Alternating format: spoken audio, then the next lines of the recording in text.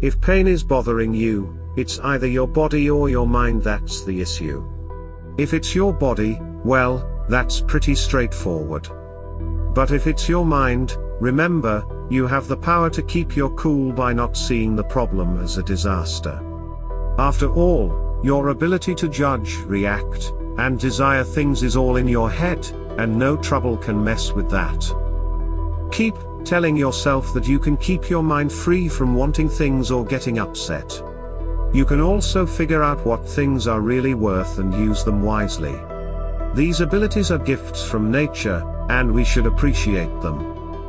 When you're talking in an important meeting or anywhere else, be appropriate and genuine, and make sure people can understand you.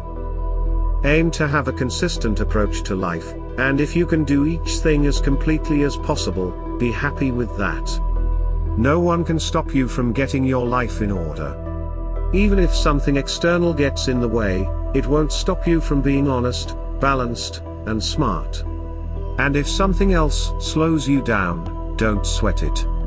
As long as you take it in stride and move on to the next thing, you'll find another chance to do things right. When it comes to good luck, enjoy it without getting a big head, and let it go without making a fuss when it's time. Where do all the special abilities of thinking creatures come from? They come from the universe itself. Just like the universe can handle any rebellious events, put them in their place, and make them a part of its plan, humans have the knack for turning obstacles into opportunities. Imagine if you saw a hand or a foot that's been chopped off and taken away from the body. That's pretty much what a person becomes when they're unhappy with their destiny and disconnects from humanity, or when someone selfishly separates themselves from the natural world, even though we're all meant to be part of a bigger whole. But here's the silver lining: you have the ability to reattach that limb. This kind of second chance is something God doesn't give to any other creature, that once something is detached, it can be put back together. So, think about how generous God has been to humans with this special gift. We're not meant to break away from nature and its plans for us, but even if we do, we have the chance to come back, to reunite, and to be as we were in the beginning.